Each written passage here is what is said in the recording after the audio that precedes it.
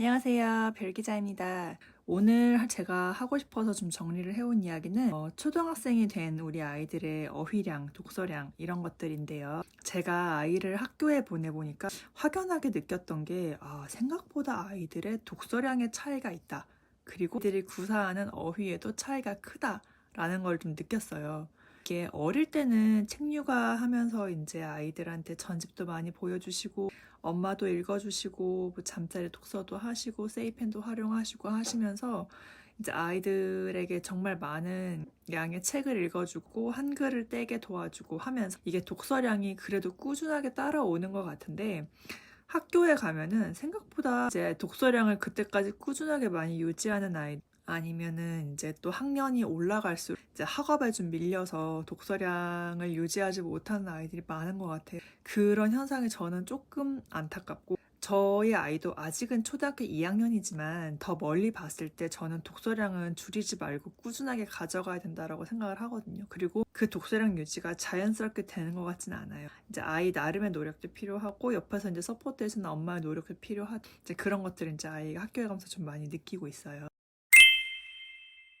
그래서 이제 초등학교 입학 시기부터 아이들이 쓰고 말하는 어휘량과 어휘 수준의 차이가 나는데 그 첫 번째 요인이 저는 독서량의 차이다라고 생각을 해요. 그리고 그 전에 근본적으로 선행되어야 하는 활동 중에 하나가 저는 힘들지만 주 양육자의 수다라고 생각해요. 어릴 때부터 아이들한테 말을 많이 걸어보셨나요? 저는 저희 아이가 아직 말하기 전에 옹알이 하기 전에 정말로 갓난아기 때부터 이야기를 많이 했어요. 이야기를 많이 했고 근데 그게 막 아기 언어로 뭐 까꿍, 맘마, 까까 이런 이제 아기 언어를 사용하면서 이야기하는 것뿐만이 아니라 저는 그냥 어른들의 어휘를 사용하면서 저의 일상을 친구한테 저의 마음과 감정을 친구한테 이야기하다 그렇게 아이한테 이야기를 많이 했던 것 같아요. 그 활동으로 인해서 아이가 얻게 되는 건 뭐냐? 인풋되는 어휘의 종류라고 생각해요. 아기 언어만 듣는 아이는 그 어휘 수준에만 머물고요. 어른들의 어휘를 듣고 자라는 아이는 어휘의 수준과 범위가 많이 넓어지겠죠. 저는 그게 장기적으로 쌓이고 쌓여서 아이들이 나중에 실제로 말로 활용하는 어휘 수준과 양에도 차이가 분명히 생긴다고 생각을 하거든요. 그래서 아이들은 이해를 못하는 것 같기도 하지만 물론 이해를 다 할 수 없겠지만 다 듣고 본인 나름대로 해석하고 받아들이고 있어요. 그래서 아이들을 너무 어리다고 치부하지 마시고 그래서 이제 너무 애기 언어만 쓰지 마시고 어른들이 쓰는 어휘를 많이 들려주시고 뭐 그렇다고 이제 좀 비속어나 나쁜 말을 쓰면 안 되겠죠.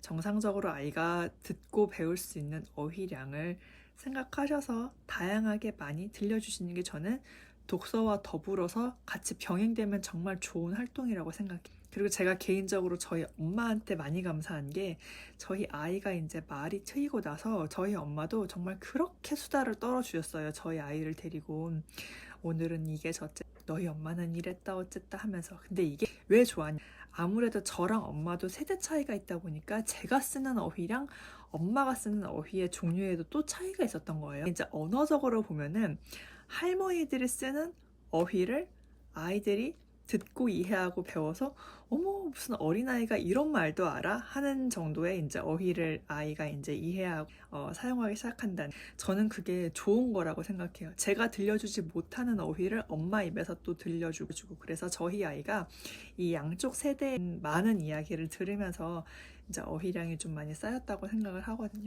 그래서 이제 그 위에 독서가 얹어지면은 아이의 어휘량 향상에 이제 가속도가 붙는다.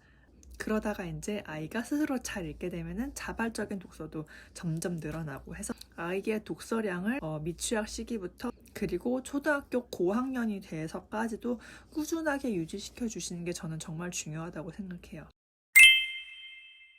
그리고 처음에 아이가 이야기할 때 분명히 틀리게 얘기해요. 예를 들어서 엄마가 그랬어 라는 말을 뭐 엄마이 그랬어 라든지 선생님이 이랬어 라는 말을 선생님가 그랬다든지 뭐 이런 식으로 문법적으로 많이 틀리게 이야기하는데 저는 그걸 절대 고쳐주지 않았어요. 절대 고쳐주지 않고 대신에 아이가 그렇게 이야기를 했을 때 아이가 한 말을 저는 똑같이 따라서 들려줬어요. 대신에 제가 따라서 들려줄 때 그거를 저는 바르게 고쳐서 들려줬어요. 그러면은 아이에게 두 가지 효과가 오는 것 같아요. 첫 번째, 엄마가 내가 하는 말을 잘 알아듣고 있구나. 왜냐면 그거를 똑같이 이야기해주니까 너 이렇게 얘기했지? 라고 엄마가 똑같이 이야기해주니까 엄마가 나의 말에 집중을 하고 있구나 라는 그런 인상을 줄 수가 있고, 두 번째, 내가 한 말을 엄마가 들려줬는데 엄마는 조금 다르게 이야기하네?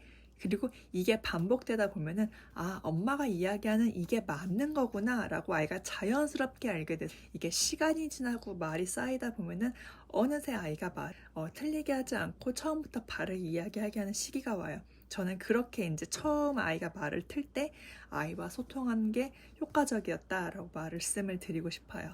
그리고 아이가 어릴 때는 의성어, 의태어를 많이 들려주세요 라는 말씀 많이 들으시죠? 이제 아이가 조금 크고 나면 어느 정도 어휘량이 쌓이고 독서 수준이 올라가면 저는 유의어랑 반의어를 많이 들려주세요 라고 이야기해드리고 싶어요.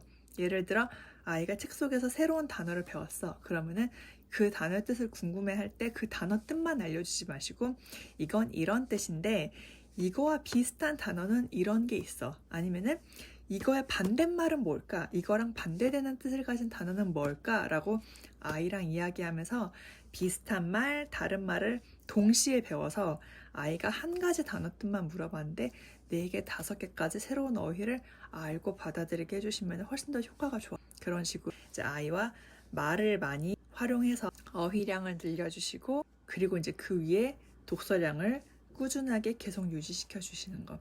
이 두 가지를 병행하시면 저는 아이가 초등학생이 되어서 이제 학업량이 점점 늘어나면서 독서 습관을 유지하고 독서량을 가져갈 수 있고, 그게 이제 어휘 수준과 어휘량에 좋은 영향을 미친다라고 생각해요. 이게 지금 아이들한테는 정말 중요한 활동이라고 생각합니다.